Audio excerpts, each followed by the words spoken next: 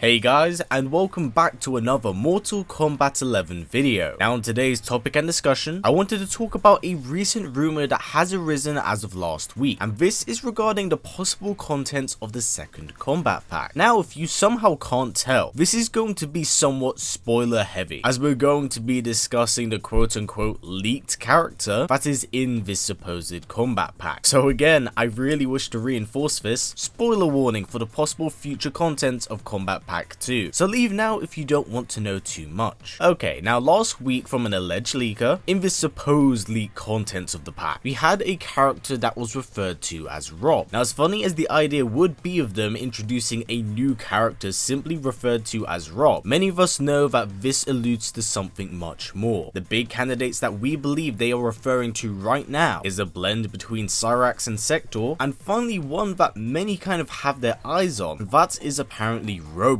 Now I can neither confirm nor deny how valid each of these claims are, but for the sake of stirring conversation and analysing our options, let's talk about what they bring to the table, why would they be included as DLC, and what benefits would they have being a part of it. Now first off, let's talk about the Cyborgs. Now there's absolutely no doubt in my mind at all that these two are easily the fan favourites of the overall choice. They are both legacy based characters in the Mortal Kombat series, have huge fan bases, and were parts of arguably the most popular DLC character in MKX, that being the Triborg unit. So because of this, I really do believe that they are in high demand. Now we must take into mind a few factors that would lead to their inclusion as DLC. The first and most obvious one is their redesign. They are so distinctly different from their MK9 and MKX counterparts that I can't help but feel that at some point in time, they must have been on the cutting room floor to make it into the base roster, but due to time constraints just couldn't make the cut. At least that's my somewhat tinfoil hat theory. To somewhat support my claims here is that despite their overall visual change, they've retained their moveset whilst being a part of Triborg. So although they've had a visual rehaul, the moveset seems to be something that was ported over from MKX. But in also saying that, with their inclusion in the main story mode, I can't help but feel like there was certainly something going on here with them. We must also keep in mind that this wouldn't be the first time an NPC was turned into a playable character. A good example is Tanya from Mortal Kombat X's story mode. Upon release, she wasn't a proper playable character, only having a few moves that would transfer over to a base moveset. Upon her release as DLC, she received an arsenal of new strings and special moves that were completely different to her NPC counterpart. Even from a visual perspective, there were a few tweaks in her appearance, such as her pupils and some of the makeup around her face. Now in terms of playstyle, you could have a somewhat unanimous core moveset like Triborg, but enough changes and strings to each character that have them distinctly feel like their own character. And I mean, as tournament variations go, you could have one variation that's just about Sektor, so it focuses on rockets and flamethrowers, one that's for Cyrax, and as expected it would revolve around bomb setups and a net. And if you really wanted to mix things up, for a third variation, you could somewhat have one that blends the core movesets of the two together, but to make it feel distinctly different, you could have the unit call in other cyborgs to assist it. So you could have it call in a Cyber Smoke to throw a smoke bomb, a Cyber Sub-Zero to fire an ice ball, Sektor to fire a tracking rocket, and Cyrax to throw a bomb. This variation could somewhat function like Leonardo in Injustice 2, where he was able to call in his Ninja Turtle brothers, and they were able to get involved in combat. Now although we are talking about the favourable pick here, we must take into account one thing that Ed Boon did say some time ago, and that was that they would never have the same character become DLC. Now although Triborg seems to be a non-canon character, we cannot deny that it was comprised of 4 different legacy characters from MK9, and because of this it may be a sign that we won't get them. But these 4 legacy characters also weren't their own character, they were part of the Triborg unit, so this may work as a way around this. As much as I want them in, I'm going to keep in mind what Boon has said here, because he does have a say in these things. I definitely think it's possible that they could return. The foundation is clearly there, the assets and models do exist. Hell, if we're lucky, they may end up being their own separate characters, but we can only hope and dream for such a treat. Now let's get to arguably the most controversial choice here, and that is the apparent inclusion of Robocop. Now this is most certainly a rather out there choice, as I don't feel like it was one the community was really asking for, but I can see him somewhat fitting in as guest characters go. You see, see, MKX kind of had the theme of horror characters, with Leatherface and Jason representing the slasher subgenre, whilst Alien and Predator covered the sci-fi action end of the spectrum. Now there is a bit of a theme for the guest characters in Mortal Kombat 11. From what I can see, the main ones are R-rated comic book characters, and what I'm also going to presume here is sci-fi action characters, if Robocop is believed to be in the second Kombat Pack. Now a big trend with guest DLC characters is that they're purposely put into Mortal Kombat games to usually cross-promote with a movie. For Terminator, it was the theatrical release of Terminator Dark Fate. For Joker, it was to capitalize on the Joaquin Phoenix film, and for Spawn, it was for two different reasons. One was a long-time fan request, and the other is that Spawn currently has a feature-length film in the works that is currently in production with Blumhouse. But Robocop doesn't have a movie in the works, right?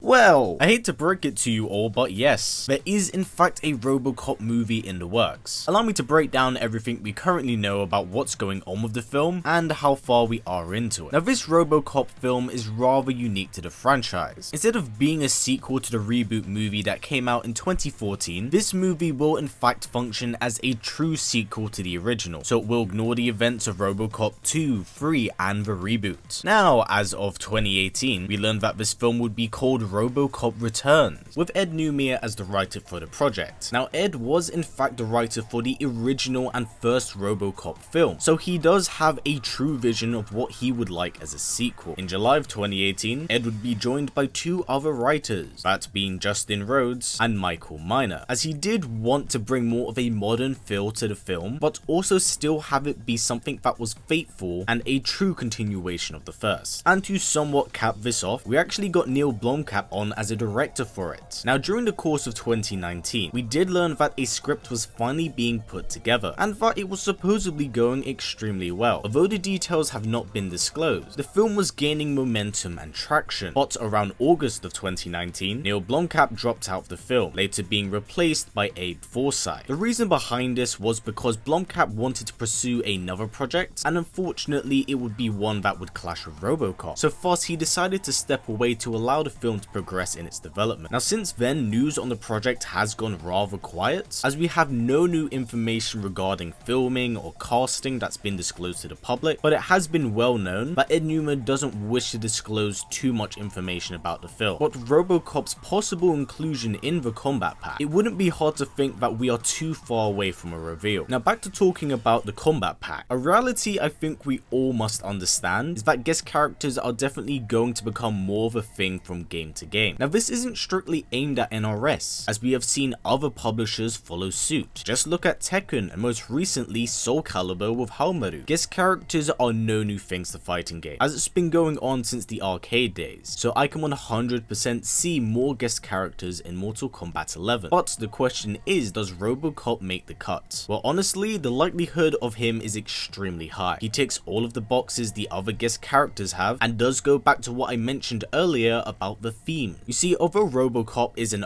old ass character, making his movie debut in 87, the first Terminator film was made in 85, again somewhat asserting a theme amongst the guest characters. But please do remember, what I'm saying here is not solid in stone. What I'm doing is painting a picture and showing you all the options here that we do have at hand, as some of you may be unaware about what's going on with some of the characters I've talked about here. So in summary, although Cyrax and Sektor are clearly the favourites of the three choices we have here, their somewhat inclusion as being part of Triborg in the last game makes their chances of appearing in this game rather shaky. It's not impossible by any means, but it does somewhat taint the possibility. Robocop on the other hand ticks all of the boxes that the guest characters normally do, so the chances of him making it in are rather damn high. But this pretty much sums up everything I did wish to say here regarding it. I hope you have enjoyed this video and have come away learning more. There's a lot of news and there's a lot of rumors floating around about Kombat Pack 2, as let's face it, we're getting another one. I do have one more video I wish to make regarding another guest character for Mortal Kombat 11, that being Ash Williams, but I will touch on the topic next week. I feel like there's a lot to talk about with Ash right now, and it'd be good for me to discuss what's been going on with him, as well as his supposed absence in Kombat Pack 1 and the somewhat leaked news that came out again last week. There's a lot to say on the topic, so I want to do my homework and make sure I can tell you all a story that's accurate and I can cover a fair bit of the topic and what exactly is going on here. Now this being said, said, what do you think is going on with this supposed Robly? Do you think we'll be getting Cyrax and Sektor, or do you think Robocop will be the guest character that makes it in? Comment down below, as I really would like to get a conversation going on with what's happening with Kombat Pack 2. But yeah guys, that sums up everything I did want to say here. So yeah, as always guys, let's try getting this video to about 500 likes, as it's a fantastic way of supporting the channel, and also do not forget to tick that bell, as it will keep you up to date with everything that's going on. But anyway guys, as always, please comment, like, subscribe, and share this video with everyone you know. Please take care, and I will see you all next time.